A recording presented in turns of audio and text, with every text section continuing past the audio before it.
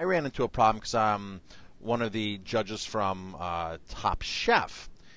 He had on advertised on one of his menus grass-fed beef. He had a whole grass-fed beef section. And I looked at the farms that were on there, and I looked at the farms, and I said, these farms aren't grass-fed that I know of. So I went back and looked right online. You can do that now with your smartphone or any phone virtually.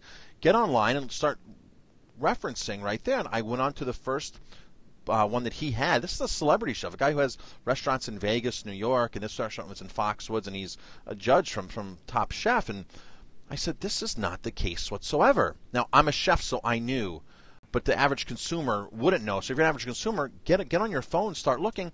And I'm looking, and I said, it says at 14 months they're moved to a consolidated feedlot right on the website.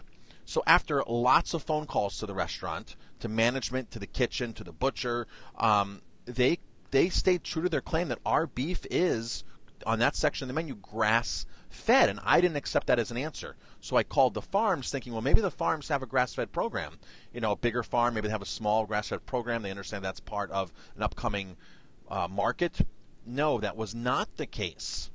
And after I called literally 8 times, they got rude with me and told me, no, this is what the salesman told me. This is what it is. So I made a video and put it online and asking this chef to apologize for misleading consumers. Finally, it got taken off their menu instantly.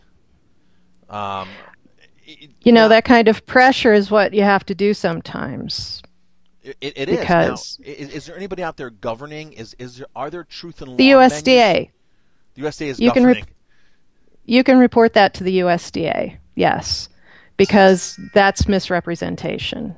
So as far as truth in menu, so the AGA really doesn't do any enforcing of truth in menu, do you?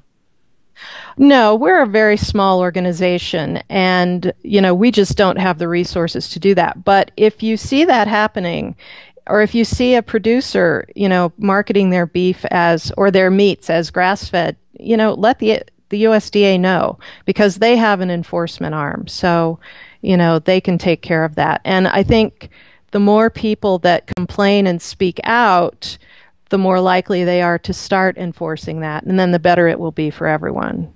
That's I guess that's something has to be done somewhere along the way, and that was the way that I did it, and it got the chef's attention.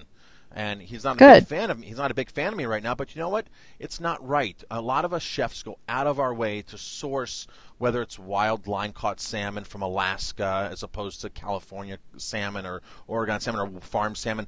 A lot of us chefs go out of our way to go down the road to hand-pick stuff from farms. And consumers need to know that are watching this video, you have every right to be told where your food's coming from. I mean, and not be misrepresented. It's really an important thing. Well, the other thing you can do, too, is look for the American Grass-Fed label, because if you see that label, you pretty much can be assured that that is 100% grass-fed meat.